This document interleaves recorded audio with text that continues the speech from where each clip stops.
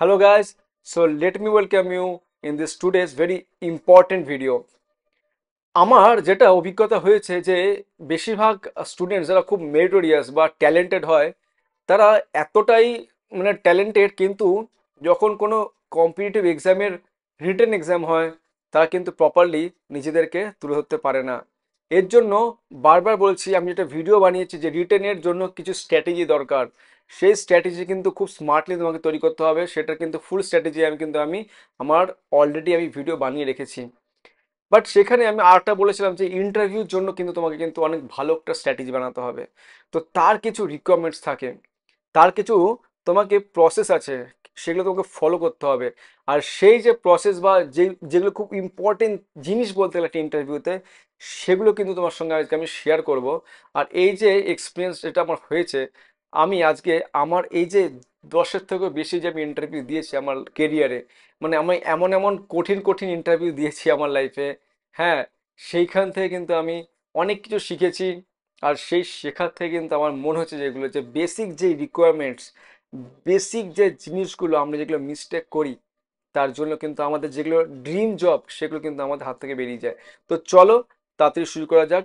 আর please যারা আমাকে চেনো না, আমি এই টাইপের ভিডিও বানাই, তো প্লিজ তোমার যদি মনে হয় এগুলো খুব ইম্পর্টেন্ট, তাহলে প্লিজ আমাকে একটুখানি তুমি সাবস্ক্রাইব করে দেবে। এটা আমাকে অ্যাকচুয়ালি মোটিভেশন দেবে অনেক। আর সেই মোটিভেশনটাই কিন্তু আমি চাই আমার লাইফে, যাতে আমি আরো বেশি করে ভিডিও বানাতে পারি। তো চলো শুরু করা যাক আজকের এই ইম্পর্টেন্ট ভিডিওটা। অ্যাকচুয়ালি দেখো, তুমি যদি বেসিক জিনিস দেখো না, যে তোমার লাইফে যখন একটা ইন্টারভিউ দিতে হচ্ছে তোমার মাথার মধ্যে অনেক জিনিস চলে আসে। তো এর জন্যই আমি প্রত্যেকটা তোমাকে পয়েন্ট এক এক করে তোমাকে বলবো, তুমি সেগুলো যদি পারো প্লিজ নোট ডাউন করবে, যাতে তোমার কাজটা সুবিধা হয়। তো ফার্স্টে যখন আমি কোনো একটা ইন্টারভিউতে যাচ্ছি, আমার অ্যাপিয়ারেন্স যেন খুব সুন্দর হয়। সুন্দর মানে এই নয় যে তোমার খুব সুন্দর সুন্দর ড্রেস, সেরকম কিছু নয়। তোমার যাতে অ্যাপিয়ারেন্স দেখে মনে হয় যে ছেলেটা এই ইন্টারভিউর জন্য খুব সিনসিয়ার অ্যান্ড খুব সিরিয়াস। যাতে তার মধ্যে যাতে একটুখানি যাতে কোনো ক্যাজুয়ালনেস না থাকে।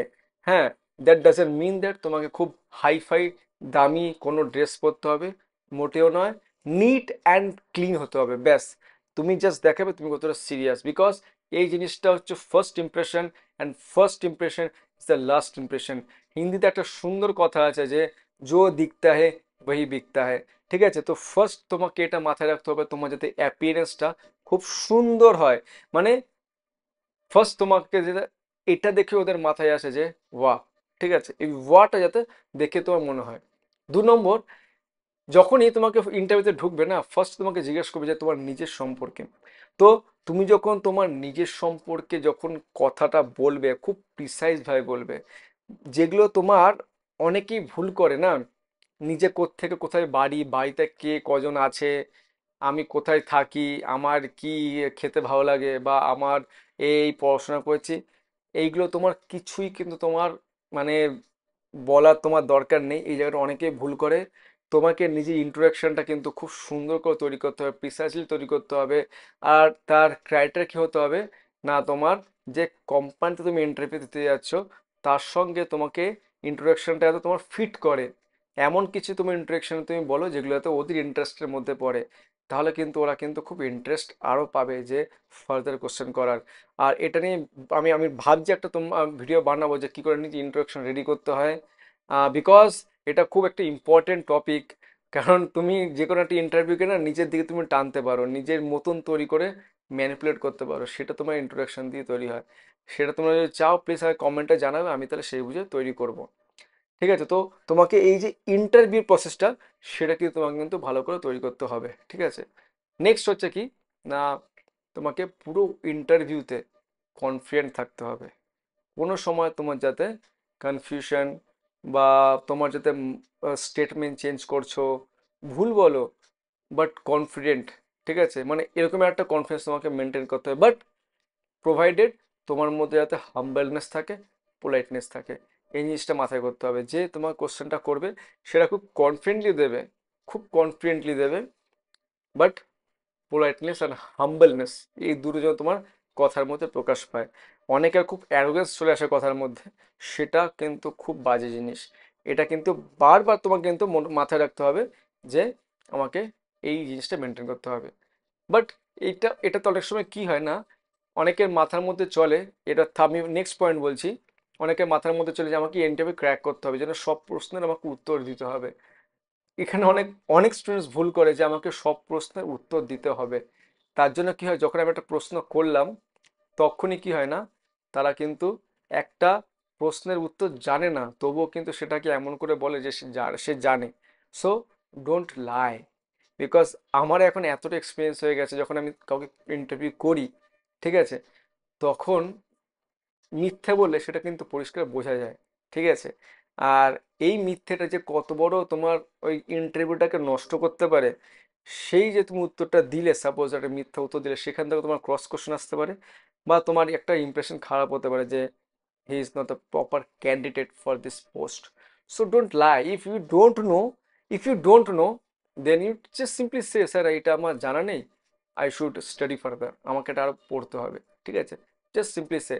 কারণ এটা তুমি যদি বলে দাও, then they will respect you honesty, and এটাতে আরেকটা জিনিস প্রকাশ পায় যে তুমি শিখতে চাও, ঠিক আছে। তো এর জন্যই তোমাকে এই জিনিসটা মাথায় রাখতে হবে। নেক্সট পয়েন্ট কি, সাপোজ ধরো এখানে 3-4 জন অনেকজন ইন্টারভিউ দেয় আমাদের, মানে কি বলবো, এরকম যে এক্সপিরিয়েন্স আছে, কোন জায়গায় তুমি দেখবে 3 জন, কোন জায়গায় 4-5 জন এরকম ইন্টারভিউ নিচ্ছে। তো একজন সাপোজ প্রশ্ন করছে, তুমি উত্তর দিচ্ছ, এবার দিতে দিতে সঙ্গে সঙ্গে আরেকজন প্রশ্ন করে ফেললো, বা কোনো কিছু ইন্টারাপশন করলো, you should entertain that person. এটাকে বন্ধ করে এই লোকটাকে তোমাকে আনসার করতে হবে, করার পর আবার এই লোকটার কাছে ফিরে আসতে হবে। তুমি যদি এটা না করো, দেন এটা মানেটা বোঝায় যে তুমি তাকে রেসপেক্ট করছো না, তার প্রশ্নকে তুমি পাত্তা দিচ্ছ না, ঠিক আছে। সো তুমি কি করবে, যেটা সব থেকে বেশিরভাগ ক্ষেত্রে লোকে ফলো করে, যেটা প্রপার স্ট্যান্ডার্ড একটা বলতে গেলে প্র্যাকটিস, যখনই কেউ এরকম করে জিজ্ঞেস করছে তোমাকে, হ্যাঁ, তো তুমি তাকে উত্তর দেবে ফটাকসে, দেওয়ার পর then let me come back to your question this, ঠিক আছে। তো তোমাকে এই যে ফর্মালিটিস বলো, বা তুমি যাই বলো না, এগুলো তোমাকে মেনটেন করতে হবে। হ্যাঁ, নেক্সট পয়েন্ট কি না, নেক্সট পয়েন্ট হচ্ছে তোমার যে তোমাকে নিজের সম্পর্কে খুব ক্লিয়ার হতে হবে, বা তোমার নিজের যে লাইফের ইভেন্টসগুলো, এই সালে এটা হয়েছে, ওই সালে ওটা হয়েছে, এইগুলো সম্পর্কে কিন্তু প্রপার ভাবে তোমাকে কিন্তু সব জানতে হবে, ঠিক আছে। কারণ তোমার নিজের সম্পর্কে তুমি যদি ভালো করে না আনসার দিতে পারো, তোমার লাইফে যদি কোনো গ্যাপ থাকে, কোনো একটা ইয়ারের পর গ্যাপ দিয়েছিলে, বা ধরো তুমি তোমার স্ট্রেংথ যদি তুমি ভালো করে বলতে না পারো, বা তুমি যদি তোমার উইকনেসগুলো বলতে না পারো, তাহলে কিন্তু খুব প্রবলেম হয়, এটা কিন্তু তোমার খুব বাজে মেসেজ যায়, ঠিক আছে। আর এগুলোকে তুমি যদি তোমার ফরে কিভাবে কাজে লাগাতে পারো, আমি সেগুলো অন্য একটা ইন্টারভিউতে কভার করবো, যে কী করে ম্যানিপুলেশন করতে হয় ইন্টারভিউতে। আমি বারবার বলছি, ইন্টারভিউ একটা কিন্তু একটা আর্ট, এটা কিন্তু একটা আর্ট।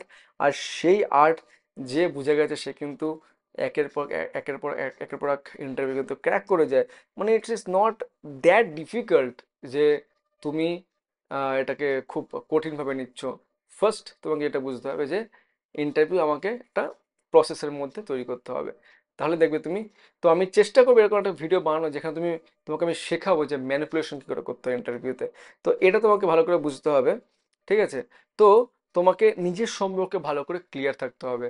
আর নেক্সট পয়েন্ট, তুমি সাপোজ ধরো তোমার কোনো গ্যাপ আছে, হ্যাঁ, তো তুমি একটা প্রপার জাস্টিফিকেশন তুমি যদি দিতে পারো, সেটা কিন্তু তোমাকে রেডি রাখতে হবে। সাপোজ ধরো আমি সাপোজ ধরো গ্র্যাজুয়েশনের পর 1 বছর বসেছিলাম, বা 2 বছর বসেছিলাম, তারপরে আমি সাপোজ ধরো আমি এসছি, হ্যাঁ, জব করতে বা অন্য কিছু করতে। তো 2 বছর কেন বসছিলে, তোমাকে সেখানে প্রপার আনসার দিতে হবে, কোনো মেডিকেল রিজন বা ফ্যামিলি কোনো ক্রাইসিস বা কিছু, সেটাকে তোমাকে এমন করে পজিটিভভাবে বলতে হবে যে ইট লুকস গুড, ঠিক আছে। তো এটা কিন্তু তোমাকে বারবার রেডি রাখতে হবে, ঠিক আছে। এরকম টাইপের যত ফ্লজ আছে, বা সাপোজ ধরো তোমার কোনো একটা এক্সামের পরীক্ষার রেজাল্টটা খারাপ হলো, সাপোজ ধরো তোমার মাধ্যমিকে ভালো ছিল, এইচএস ভালো ছিল, হট করে তোমার গ্র্যাজুয়েশন একটা সেমিস্টার রেজাল্ট খারাপ হলো, then they will immediately catch you and tell ask you that এই সময় তোমার রেজাল্ট খারাপ কেন হয়েছিল। তো এরকম যত ফ্লজ আছে না, সেগুলো কিন্তু তোমাকে আনসার রেডি রাখতে হবে, ঠিক আছে। নেক্সট পয়েন্ট কি না, তুমি যে এই পোস্টের জন্য যোগ্য, সেটা তোমাকে জাস্টিফাই করতে হবে।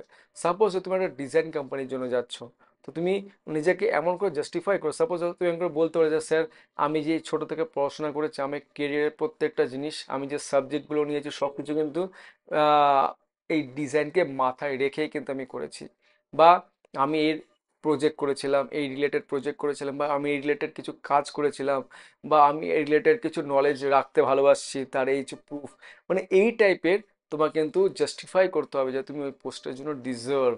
যদি তোমাকে জিজ্ঞেস করে, বিকজ এগুলো খুব বেসিক কোশ্চেন্স, আর এই কোশ্চেনগুলো দিয়ে কিন্তু তোমাকে ফাঁসিয়ে দেবে, বিকজ তুমি এই কোশ্চেনগুলো মাথায় রাখবে না, ফেঁসে যাবে। ঠিক আছে? তো এরকম আরো অনেক প্রশ্ন আছে যেগুলো তোমাকে ইন্টারভিউর জন্য বেসিক, বাট আজকে যেগুলো আমি জিজ্ঞেস করলাম, কেননা এটা অনেকটা বড় একটা প্রসেস। হ্যাঁ, তো আমি আজকে কিছু তোমাকে টিপস দিলাম, আরো কিছু তোমাকে আমি টিপস দেবো ইন্টারভিউতে কি করে ম্যানিপুলেশন করতে হয়, আরো কি কি বেসিক কোশ্চেন তোমাকে রেডি রাখতে হবে। ঠিক আছে? তোমাদেরকে আর বেশি করে হেল্প করতে পারি। তো প্লিজ, তোমার যদি মনে হয় it is important, this video is important, please like, share and subscribe and share with your friends, those who wants to excel in his or her career. ঠিক আছে?